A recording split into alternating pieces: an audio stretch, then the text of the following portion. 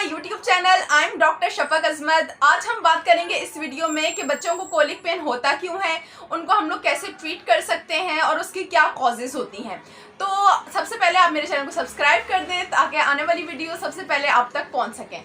अब बच्चों में कोलिक पेन होता क्यों है। अगर आपका बच्चा 3 महीने से छोटा है और वो दिन में मुसलसल किसी एक टाइम पे 3 घंटे या 2 घंटे मुसलसल रो रहा है, उसकी रूटीन बन गई है, तो आपके बच्चे को कोलिक पेन है।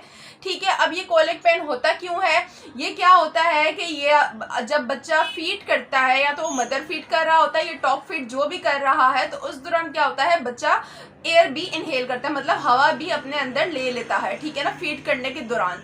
तो उससे क्या होता है कि उसके पेट में गैस बनना शुरू हो जाती है, और अगर हम उसको ठीक तरीके से बर्प नहीं करवाते, मतलब अगर हम उसे डिकार्ड नहीं दिलवाते, तो बच्चा पुरसकून नहीं होता और उसे तकलीफ शुरू हो जाती है पेट में दर्द की। ठीक है ना। तो अब क्या होता है कि इस दौरान जो होता है बच्चे के साइंस ये होते हैं, जब उसे कोलिक पेन होता है कि वो शदीद रोता है और उसका पूरा मुंह लाल सुर्ख हो जाता है।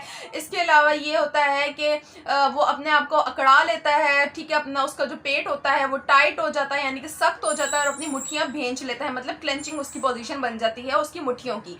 अब इसमें बच्चा जो होता है वो किसी तरीके से चुप नहीं होता। ठीक है। उसने मुसलसल 2 घंटे या 3 घंटे रोना ही है जब तक उसकी गैस निकल नहीं जाती है, गैस पास नहीं कर लेता वो।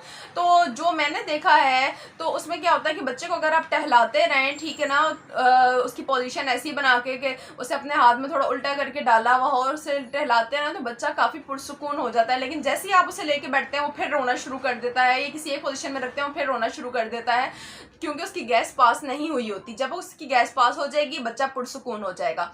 तो इसमें आपने क्या करना है कि सबसे पहले अगर आप उसको टॉप फीड दे रही हैं तो आपने इसमें जो फीडर्स यूज़ करने हैं वो अच्छी क्वालिटी के यूज़ करने हैं। टॉमी टिपी के इवेंट के आप ले सकती हैं। शुरू में वो थोड़े एक्सपेंसिव लग रहे होते हैं, लेकिन क्या होता है कि डॉक्टर्स के पास बार बार चक्कर लगाने से हम उससे बच जाते हैं, क्योंकि क्या होता है जिसका निप्पल होता है वो कोलिक फ्री होता है। ठीक है ना, ये बीपीए फ्री, इस तरह के आपको देखने को मिल जाएंगे बाजार वगैरह में कि किस तरह का हम फीडर बच्चे को दे सकते हैं। तो मैं आपको यही रिकमेंड करूंगी कि अच्छी क्वालिटी का फीडर बच्चे को दें, ताकि उससे क्या होगा कि उसका कोलिक पेन का जो इशू है वो कुछ हद तक रिजॉल्व हो जाए।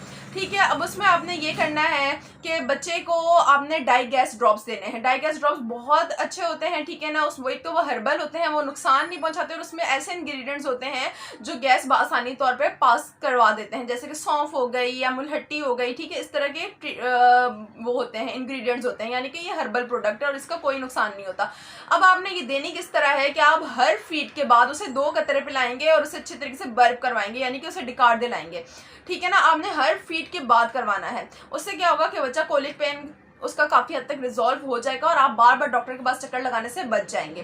फिर उसके बाद आपने ये करना है कि बच्चे को ऐसी हम लोग क्या करते हैं, सर्दियों में तो बच्चे को कवर कर रहे होते हैं, लेकिन गर्मियों में हम उसको कवर नहीं करते, यानी कि उसका पेट अगर खुला हुआ है या उसमें एक ही सिर्फ लेयर है, तो उससे भी बच्चे को दर्द हो सकता है पेट में। तो आपने क्या करना है, उसको ऐसा कोई रॉम्पर पहनाना है, ऑनसी पहनानी है कि वो डायपर तक जाए। ठीक है ना, उस नीचे बटन्स वगैरह लग जाए और वो कवर कर ले इसको, आप बच्चे के पेट को भी, ताकि उस पर भी हवा ना लगे, क्योंकि बच्चा सेंसिटिव होता है शुरू में, उसकी इम्यूनिटी उस तरह बिल्ड नहीं होती जिस तरह थोड़े बड़े बच्चों की बिल्ड होती है। तो आपने शुरू में ये एहतियातें करनी है।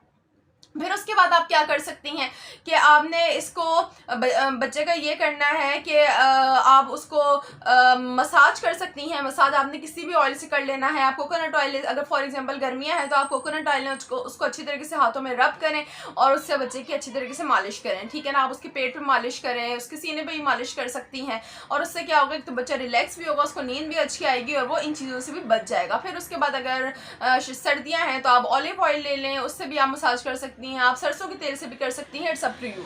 ठीक है। तो ये कुछ चीज़ें हैं जो आप बच्चे पे फॉलो कर सकती हैं अगर बच्चा कोलिक पेन का शिकार होता है। और मोस्टली ये क्या होता है कि बच्चा जब भी कोलिक पेन उसे होता है तो या तो वो रात को उसे शदीद तकलीफ होती है, ठीक है ना, ये दिन में किसी वक्त हो सकती है, लेकिन जो मैंने देखा है कि रात को बच्चा बहुत ज़्यादा रोता है कोलिक पेन की वजह से। फिर उसके बाद आपने ये करना है कि आप उसको एक्सरसाइज करवा सकती हैं। एक्सरसाइज में आपने उसका क्या करना है, बच्चे को आप सीधा नीचे लेटाएंगी या बेड पर लेटाएंगी और आपने क्या करना है, उसकी टांगों को उसके पेट तक लगाने की कोशिश करनी है, मोड़ के, ठीक है ना, घुटने मोड़ के उसके पेट तक लगाने की कोशिश करनी है। इससे भी क्या होगा कि बच्चा गैस आसानी से पास कर लेगा। तो ये थी कुछ टिप्स जो आपने कॉलिक पेन के जो बेबीज होते हैं उनमें करनी है, ठीक है। और इसके अलावा अगर आप कोई भी क्वेश्चन या क्वेरीज हैं तो आप मुझसे कमेंट सेक्शन में पूछ सकते हैं। और मेरी वीडियो अगर आपको पसंद आई तो लाइक करना मत भूलिएगा।